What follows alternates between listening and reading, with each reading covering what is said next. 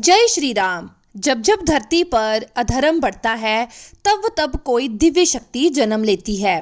और आज की कथा है उस महाशक्ति की जो है बल, बुद्धि और भक्ति का प्रतीक हनुमान जी।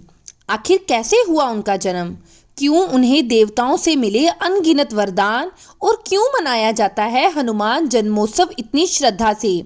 आइए इस दिव्य कथा की शुरुआत करते हैं।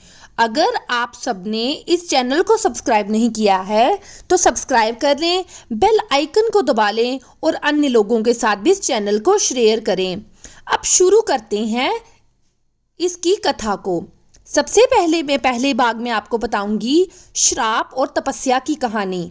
बहुत समय पहले स्वर्गलोक में एक सुंदर अप्सरा थी जिसका नाम था अंजना।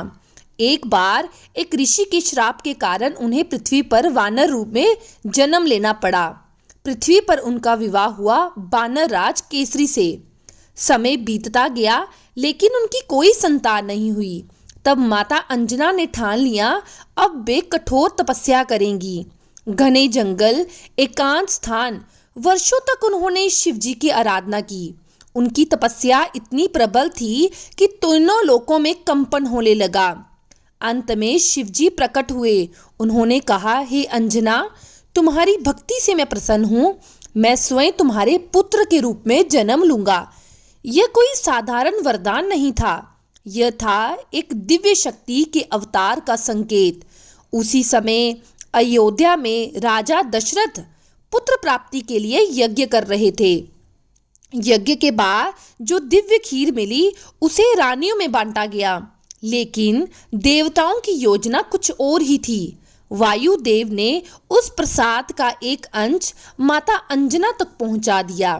जैसे ही उन्होंने वह प्रसाद ग्रहण किया, चारों ओर प्रकाश फैल गया और फिर समय आने पर धरती पर हुआ एक अद्भुत जन्म। चैत्र मास की पूर्णिमा, मंगलवार का दिन, आकाश में शुभ संकेत, देवताओं की पुष्प वर्षा और जन्म हुआ पवन पुत्र अंजनी सुत महाबली हनुमान जी का। बाल्यकाल में हनुमान जी अत्यंत चंचल थे। एक सुबह उन्होंने उगते हुए सूर्य को देखा, लाल चमकता हुआ बिल्कुल फल जैसा।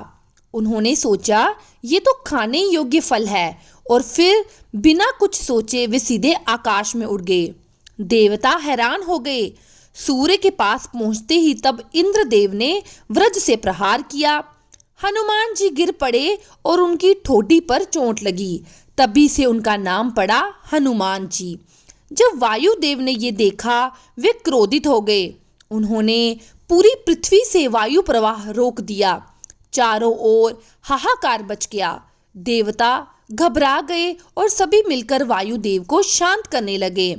हनुमान जी को जीवित किया गया और उन्हें दिए गए अद्भुत वरदान, जैसे ब्रह्मा जी ने अजेयता का वरदान दिया, इंद्रदेव ने वज्र से सुरक्षा का वरदान हनुमान जी को दिया, सूर्यदेव ने ज्ञान का वरदान दिया और वायुदेव ने अपार शक्ति का वरदान दिया, जिससे हनुमान जी बन गए अतुलित बलधाम।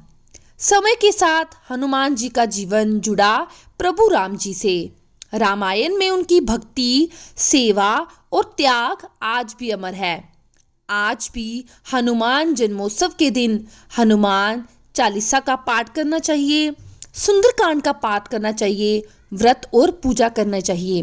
तो इस बार हनुमान जन्मोत्सव मनाया जाएगा 2 अप्रैल को गुरुवार के दिन। और ये दिन हमें सिखाता है कि शक्ति के साथ साथ मनुष्य में विनम्रता भी होनी चाहिए और भक्ति के साथ सेवा भाव होना बहुत जरूरी है। हनुमान जी केवल शक्ति के देवता नहीं, वे हैं सच्ची भक्ति का प्रतीक।